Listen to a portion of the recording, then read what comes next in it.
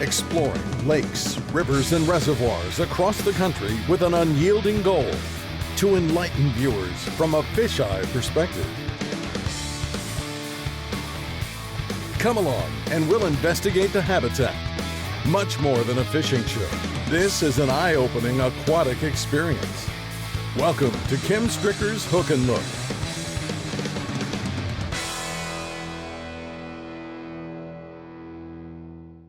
Redear Sunfish, aka shellcrackers, are a popular sport fish that have been widely introduced across North America.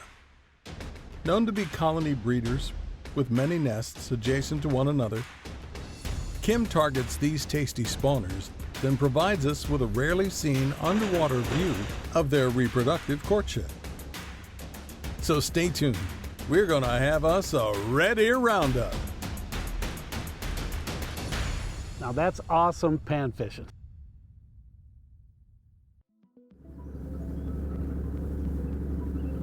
We got a little different kind of show today. We're going to do a panfish show. What we're doing, we're looking for Redear Sunfish. It's the third week of June as Kim steers his Ranger towards a predetermined area. Redear sunfish have been known to congregate here and fan their tightly grouped spawning beds in colonies. Right.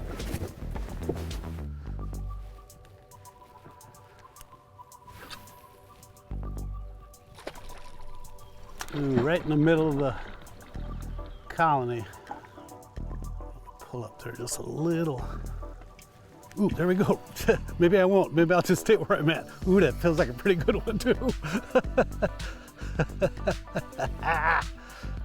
These little devils. Yeah.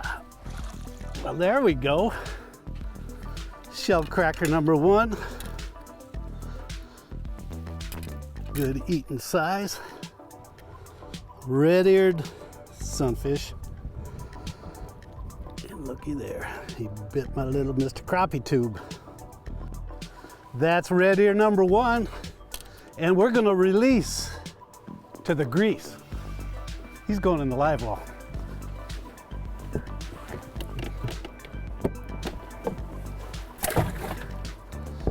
That's one in the box.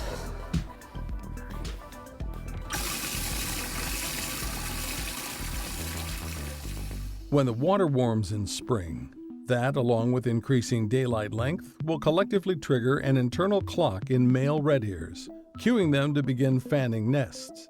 In lakes where they've been introduced, colonies of these nests can be observed shallow near the bank around boat docks, as well as on offshore flats in up to 8 feet of water. Resembling craters on the moon's surface, beds like these will remain active, and new colonies will develop through mid-summer. I'm seeing oddball beds all through here.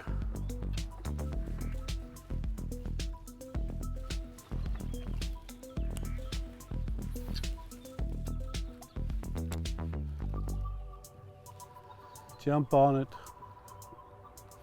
There we go. There we go. Hey, I'm telling you,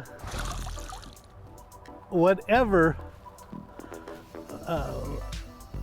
bites my string. This is a nice size bluegill. This is just a straight bluegill. Actually, you see it's got some of the red ear in it. That's kind of a hybrid with a bluegill. This is more bluegill looking than Redear sunfish looking. But he popped that little crappie tube. Pull it from one bed to the next, and eventually one's gonna pick it up and take it.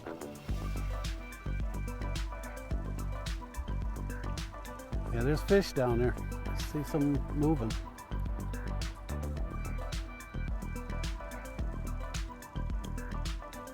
Ooh. What's hard to believe is how fast they can take that tube, put it in their mouth, and spit it out. Put it in their mouth and spit it out. That quick. So you got to get on them. He's got it too. Oh. Hey, I don't care who you are. This is a lot of fun. Yes, another dandy shell cracker. We're having fish tonight. Stay tuned. The Redear Roundup will continue right after these messages. Hook and Look is brought to you by Strike King Lure Company, #1 in fishing lures. Lose, feel the difference. Power Pole, swift, silent, secure. Seagar, trust Seagar when everything is on the line. And by AquaView, reinventing underwater cameras. Okay, the bait that I'm using, like I mentioned, is a Mr. Crappie tube, Strike King Mr. Crappie tube. And one of the things that I've noticed underwater when I'm filming this bait is I get a lot more action if I remove half of the legs. Get less legs, and it undulates so nicely underwater, just like that. So there's a lot less to move. And the jig head I'm using is just a little bitty 64th ounce jig head. It's more like a size you'd use for ice fishing or something like that. Slide it all the way up like that, and then you poke the eye through just like that.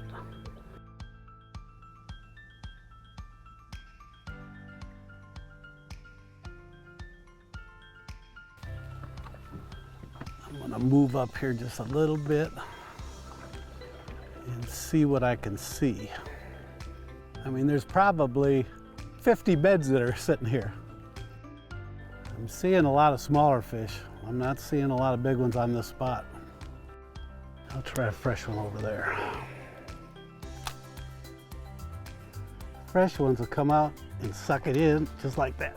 Ooh, that's a little nicer one. Ooh.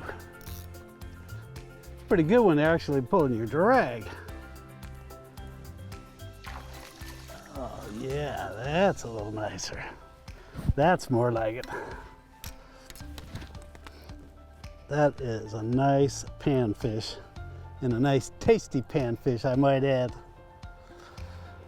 That Redear Sunfish. But yeah, when they go to strike, they flare the gills. And I'll show you all that underwater. Okay, another one for the box.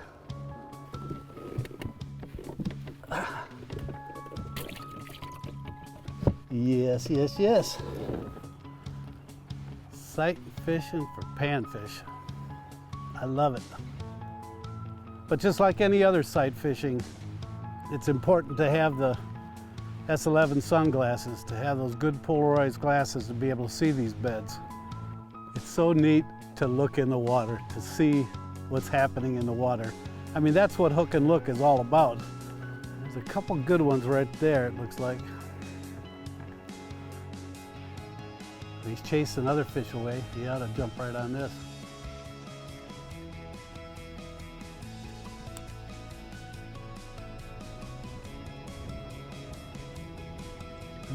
He's looking at it, he's looking. Ooh, that didn't take long. That didn't take long, it's a good one too. Oh man, I am just nothing but a kid when it comes to this stuff. He wants to get under the boat. Come on up here. Look at that. After fishing the shallow beds around the docks, Kim adjusts his focus offshore to search for deeper beds and larger fish. Just looking for some. And sometimes that's what it takes, especially out here deeper, is just to go along at the right depth and just fan cast until you get a bite or two. They'll tell you where they're at. Yeah, I'm seeing the beds right now.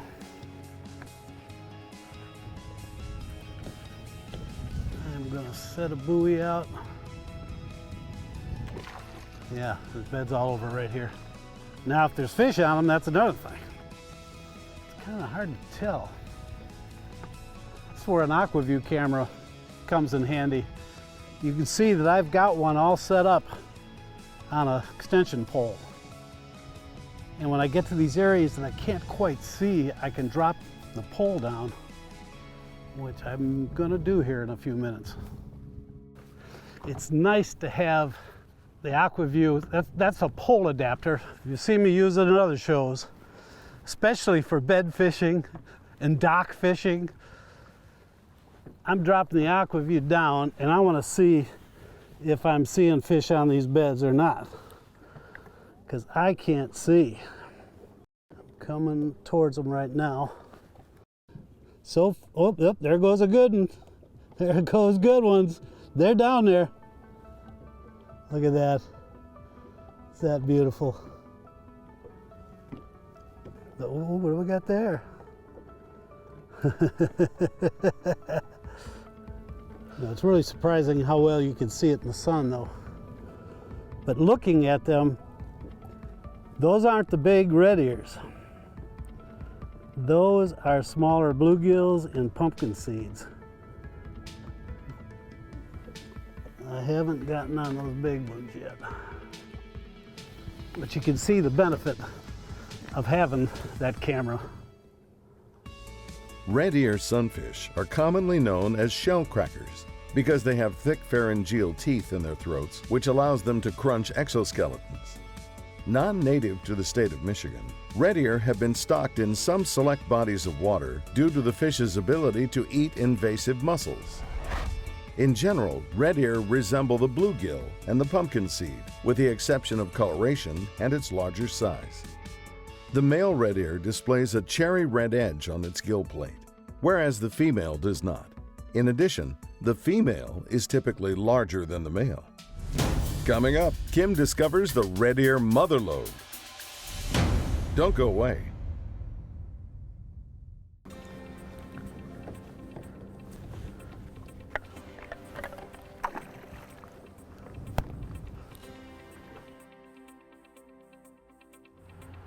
The deeper beds are hard to see, especially when there's a chop on the water. Oh man, now I'm seeing good ones down here. Oh yeah, I'm seeing a handful right there. I'm gonna get bit. And they're good ones. I'm seeing dandies bite. Ooh, look at them. They're the big ones. This is what we want. The big dark ones. I'm seeing tons of them. And they're coming up and looking and ooh. Oh, he had it. I'm getting excited. This was no doubt the motherlode of shell crackers, but they were acting odd. You think they would be jumping all over my tube, but instead, in a hyperactive manner, they would just come up and flash at it. It was crazy, it was maddening, but fortunately, my cork would eventually go down. There we go. That's a good one. That's a good one. That's a red ear. Ooh, yeah. Ah, look at those big black beauties. Look how fat and chunky that beautiful shell cracker is. A classic shell cracker. Look at the nice bars and the color that's in that fish. That beautiful, beautiful spot. That's actually an eye spot. The dark patch at the posterior of the shellcracker's gill plate is an eye spot, which they use as a method of protection and a false impression of dominance. When a red-ear sunfish feels threatened, they will flare their gill plates, displaying these eye spots, which creates the illusion that the fish is much larger and intimidating than it actually is. Ooh, that's scary. I'm gonna try running it up higher. I'm trying to find the magic depth to give them a bite. They like to come up for it. I do know that. And maybe I just need to stay off them a little bit like this.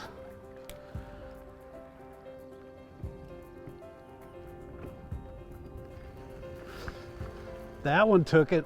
Ooh, ooh, ooh.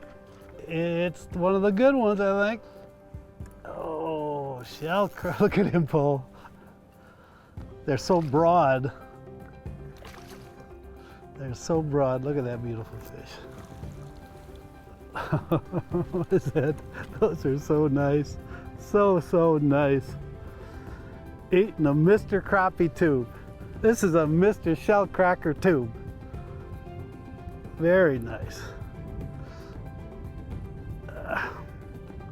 Get out of there, man. Those little hooks get in there pretty good. Again, who doesn't like that? Nobody I know. Nonetheless, this massive concentration of fish was perplexing, and I wanted answers as to why.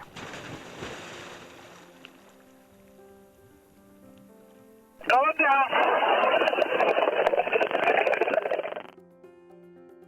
Oh man, right off the bat, I'm on a big school of shell crackers. There's a bunch of them here. Beds all over the place. These beds are on a softer bottom though.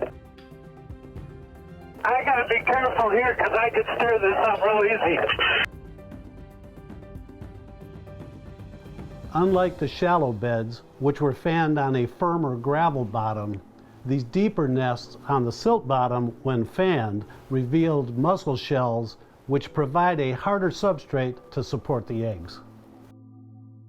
Yeah, this is softer bottom with tara, sandgrass all around. But I mean, there's a ton of shell crackers, bluegill, and the occasional bass coming through. There's a massive colony here. Big shell crackers all over the place. So many visibly active shell crackers concentrated in a small area. I mean, this was a wad. Yet why were so many, for the most part, uninterested in biting my crappie tube? No doubt, these hyperactive fish were in a peculiar stage, visibly preoccupied and seemingly looking for love. I believe we're witnessing a pre-spawn ritual, and lack of a better way to describe, this commotion was mostly like some type of piscatorial foreplay as the males make an effort to pair up with a female. Right here you can see how they interbreed. There's a bluegill spawning right now with a shell cracker. That's interesting stuff. They hybridize. Upon a closer look, this male actually appears to be a hybrid himself. He's a much smaller size and his general coloration is that of a bluegill. However, you can detect a slight red edge on the gill eye spot and his vertical bars favor a male shellcracker. Another interesting occurrence I captured in the shallows was when I removed a shellcracker from the nest and shortly thereafter a hybrid, identical to the one we observed spawning, came in and began ravaging the eggs off the nest. Mother Nature at work. You can see that the big female doesn't have the red eye spot. What do you think of that? I mean, look at everything around me is just big shell crackers. As I swim along, it's all you see. I told you that was the mega rod, and it is. Want more underwater content? Subscribe to our YouTube channel. We'll be right back. This portion of Hook and Look is brought to you by Ranger Boats, still building legends one at a time. Evinrude, the only outboard that lets you have it all. The original Wacky Tool, your soft bait's best mate. Trick Step, because getting in and out of your trailered boat should be easy. And by Indian River, Michigan Tourist Bureau. Pure waters, pure trails, pure north. Welcome back. After confirming underwater that this particular colony of shellcrackers were largely enthralled in a spawning stupor, Kim remains persistent and attempts to entice a few more bites. The key area is right there. Right there.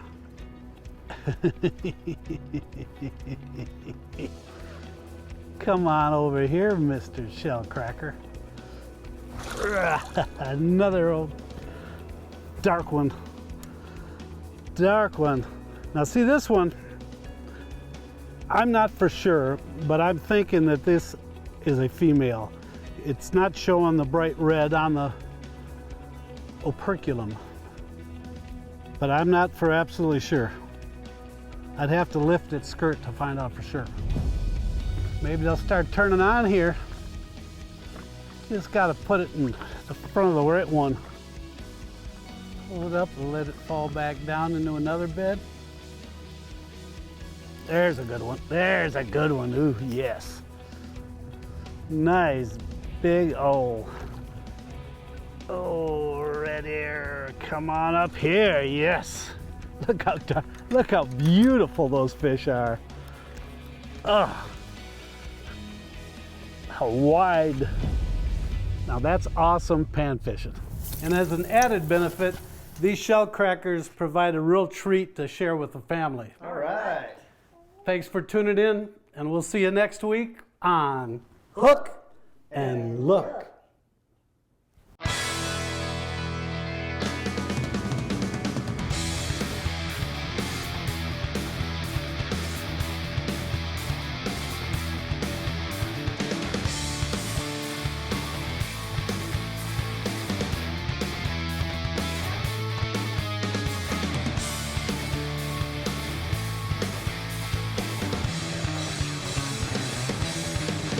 Hook and Look is a Kim Stricker production.